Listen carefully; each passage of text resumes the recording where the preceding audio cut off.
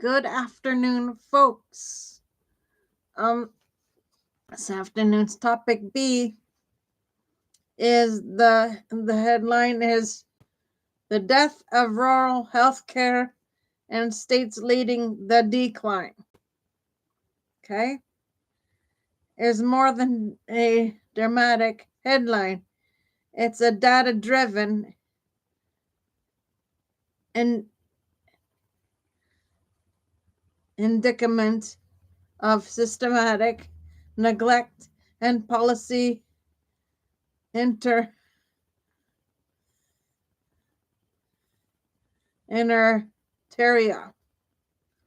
It signals a dual crisis in the erosion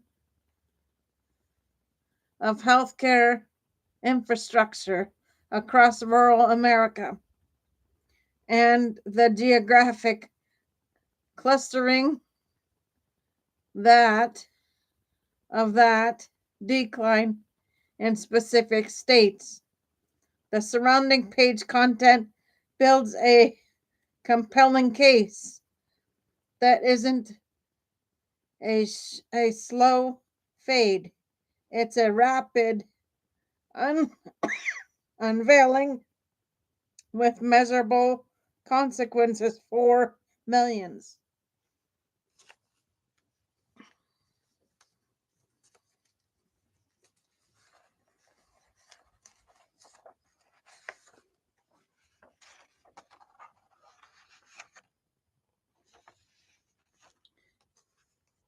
The scope and texture of the decline.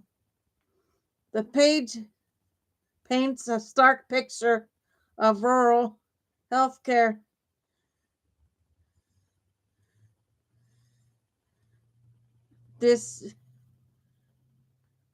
disintegration. Hospital closures. Hundreds of rural hospitals have shut down or been downgraded to outpatient only facilities. These closures are not isolated.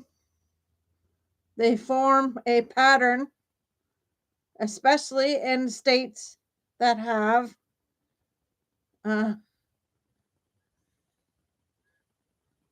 resisted Medicare expansion or failed to invest in rural health systems.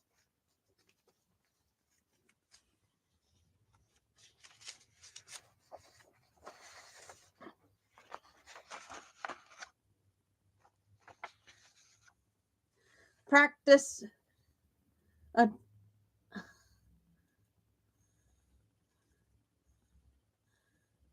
attrition. Thousands of independent rural practices have disappeared, leaving entire counties without primary care or specialty services. Service gaps, crucial services like obstetrics, dialysis, and chemotherapy are vanishing from rural regions, forcing patients to travel hours for care or go without. This isn't just about infrastructure, it's about lives. The page emphasizes that these losses create care deserts where emergency response teams or emergency response times lengthen, maternal outcomes worsen, and chronic disease management falters.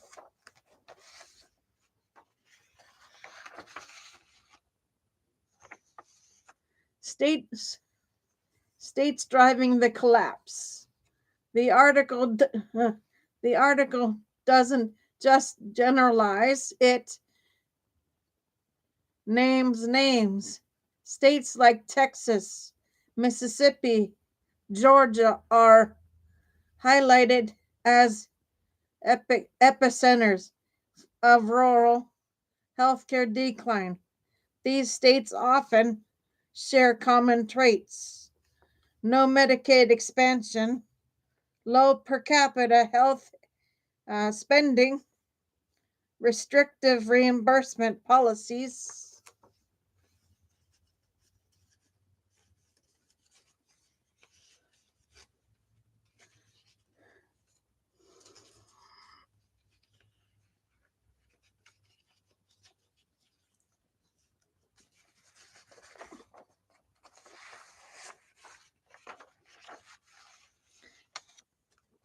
Weak rural health policy frameworks.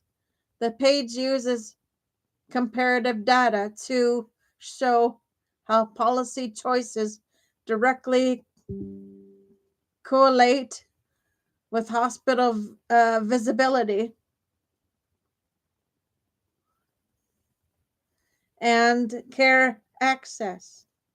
States that expanded Medicaid or invested in rural health infrastructure like Colorado or Minnesota show more resilience, while others spiral into deeper crisis. Interlocking drivers of decline. The page outlines a complex web of causes, each reinforcing the others.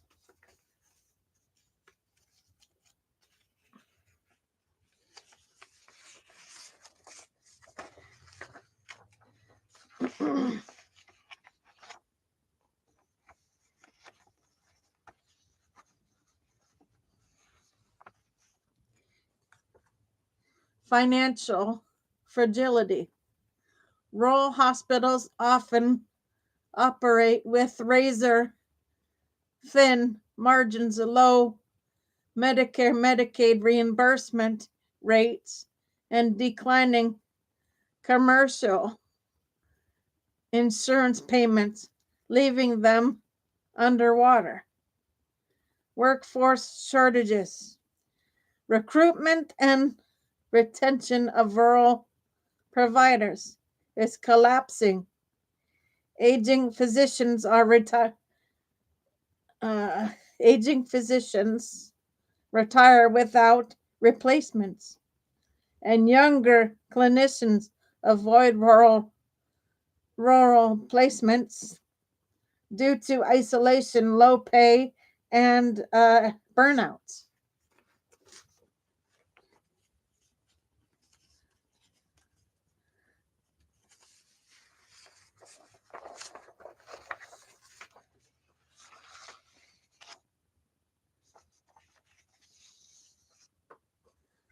Market consolidation.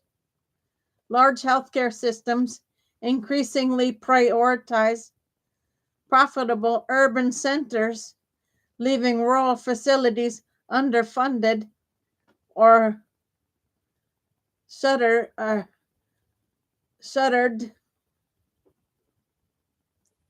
Demographic pressures. Rural populations are older, poorer, and sicker. They require more care but uh, generate less revenue, creating a vicious cycle of demand without sustainability. Policy gaps. State level decisions on Medicaid, telehealth, licensure, and rural investment create uneven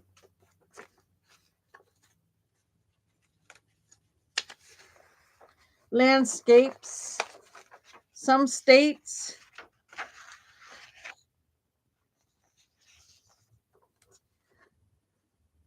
stabilize rural care, others accelerate its collapse.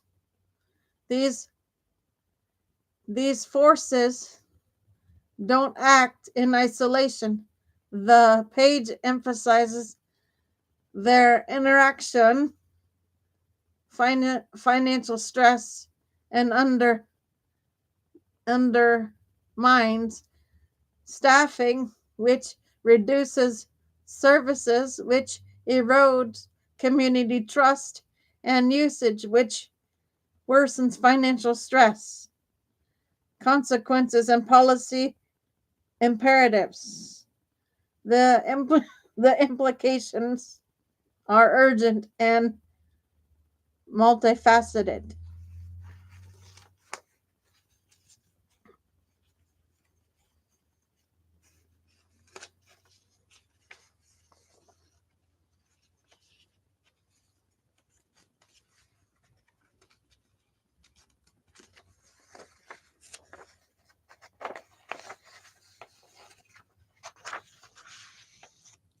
Access crisis. Patients face longer drives, delayed diagnosis, and reduced emergency response capacity.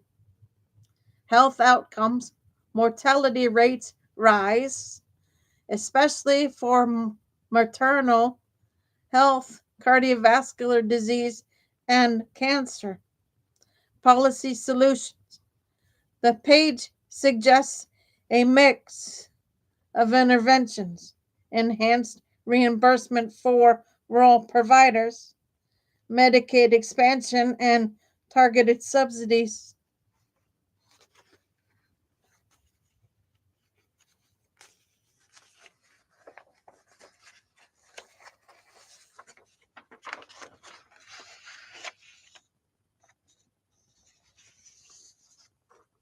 Loan forgiveness and initiatives for rural clinicians, telehealth infrastructure, and broadband investment, community-based care models tailored to rural realities. The message is clear: patchwork fixes won't suffice. A coordinated, equity driven strategy is needed to revise the trend. Final takeaway. This headline encapsulates a sobering reality. Rural healthcare is not just struggling, it's dying in many places.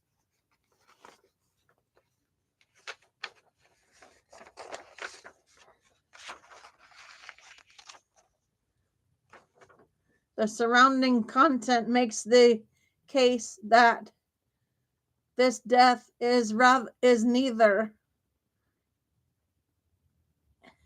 irreversible nor evenly distributed. It's shaped by policy, economics, and systematic neglect. And unless states and federal actors intervene decisively, the decline will deepen, leaving millions without care and entire regions without lifelines. Folks, this is one of my pet peeves. Now, if there's a rural place that doesn't have a small clinic to go to for their residents or for their community, it takes longer for someone like a senior citizen to get care because they have to go further away to a bigger hospital for service for their health care. What's nice if people would leave the small hospitals intact. What's nice is the small hospital could see them for the emergency room and then pack them up for like a helicopter to come get them for let's say they have a bigger issue going on and they need to go elsewhere for care, but they can't get there like in a car or ambulance, they have to fly in a medical chopper. And a small hospital could package them up and get them ready to fly.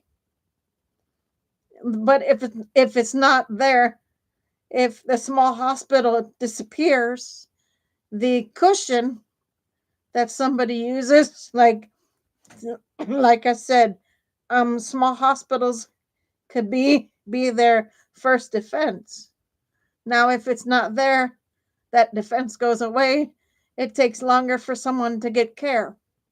That is why I chose this subject to do for B, because for me in elderly care, an elderly person can go to a smaller hospital and start treatment right away and then finish with a bigger hospital. That's reality, folks. But in society right now, the smaller hospitals are shutting down. They're closing because of funding, because they don't have enough funding to stay open. So what we need to do as people, folks, is we need to find ways to assist, um, the small hospital to stay afloat. Like maybe donate something to support hospitals. Small hospitals matter, folks. Now, like I just did with the first show, I'm going to put this at the end. Now, if someone has comments they want to leave before me, that's what live chat's for. So leave me the comments in the chats, and I can see what your questions are and get you an answer.